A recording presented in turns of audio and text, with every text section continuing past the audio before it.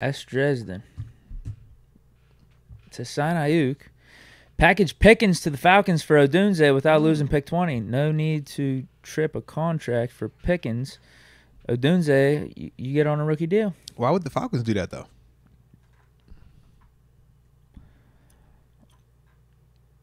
So we're just trading Pickens for, what's the Falcons pick? Number 8 or 9? Yeah. I think we'd have to give him a little something. Yeah, I'm like, that don't make sense for Atlanta. We'd have to give him Pickens and a pick, probably. Yeah. Because if you're Atlanta, you're saying, I'm going to take Rome Odunze, and I'm going to have him on a rookie deal for 5 years, and I'm going to be loving life. And I'm going to pair him with Kirk Cousins, who's going to force feed him that ball. Yeah, got Drake London down there, got Kyle Pitts. Yep. Bijan. Well, watch. Atlanta about to win 10 games. Without losing pick 20. Yeah, I don't see how that works, bro. I don't know. Yeah, you'd have to give up an extra pick. You'd have to give up Pickens and maybe like next year's second.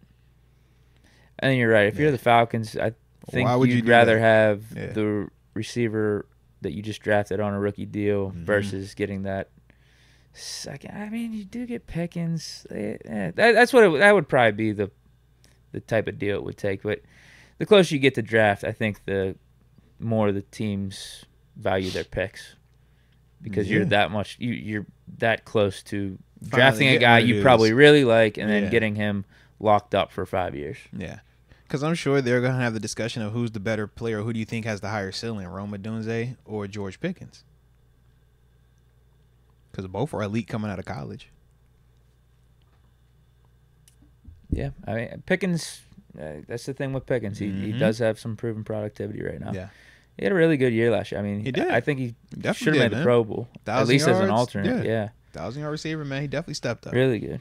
Yeah, he played really good last year. He was solid his rookie year. So that's the thing. I mean, I think these receivers are going to be studs, though. It's consistently proven year in, year out over the last, 4 or 5 years. I'm not saying Odunze is not going to be good, but I think that's at least the one thing Pickens has in his favor. So if this deal was brought to the table, say, 2 months ago, maybe the Falcons would think differently about it just because we're further removed from the draft. If you just say Pickens in a second for your number 8 overall pick or your number 9 overall pick, maybe that sounds better to them then. I still don't even think they would take it, but you might have to give up an extra pick. You might have to it might have to be like Pickens in a second and a third. Unless you're trying to send a first rounder with that Pickens, I don't see them just And then I don't feel that great about doing that either. Me either.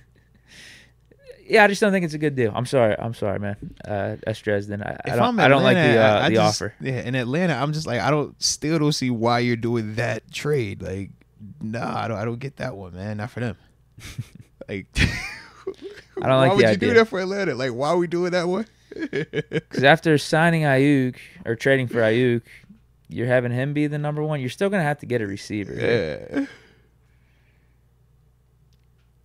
No. We'd be getting Odunze. We'd be getting Odunze. Sorry, I'm an idiot. So it'd be Odunze and Ayuk. Yeah. I mean, that'd be a good combo. But you'd be giving up future picks or potentially even picks in this draft. We still need to get line. Yeah, is there a guarantee Odunze next year is better than Pickens? No, I don't think so. No. And I think right now we're a team with the mentality of we're trying to win this year. Okay. So I think it'd be more valuable for us to keep Pickens and use some of these picks on linemen because we need offensive linemen. Yeah. For me, man, I look at it as if you believe that one of these receivers is going to be better than GP, you make the move. If you don't think he's going to be better than GP, you don't make the move. Rome Odunze, I think that's a legitimate convo. The same way if we said Marvin Harrison Jr., it's a legitimate convo. I'm sure if they said Malik Neighbors, it would be a legitimate convo. After that, though, I do think the further we get out of that top 10 range, the convos aren't to that extent anymore where it's like, oh, yeah, is this guy definitely going to be better than GP? Because GP in his own right, if he was healthy coming out of Georgia that final year, not missing as much time as he did recovering from the ACL, he's a first rounder. We know this. So that's the part where when I look at Rome, like Rome is definitely one of them dudes where the convo is a legitimate convo of who do you think would be better. Kind of like when Chris Olave, Garrett Wilson, and the boys were coming out and we're like, is this guy coming out as a rookie going to be better than Deontay Johnson? And this dude's over here was like, yeah, bro, like he got a chance. And you saw how the numbers ended up, and it's like, yeah, it was kind of what them first years. It's kind of what this year. So, like I said, if you just think that Rome is like that, and you like him, and you think that, you know, controlling his rights, you don't necessarily have to deal with seeing any negativity from him like we've already experienced from GP as well, and you don't want to have to worry about if this is going to continue. If he's doing this when he doesn't have any money, what happens when I give him $25 million? Those are legitimate conversations. So that's the part where it's like, man, I could definitely understand why a person would entertain it, but at the same time, I can understand why they would not also.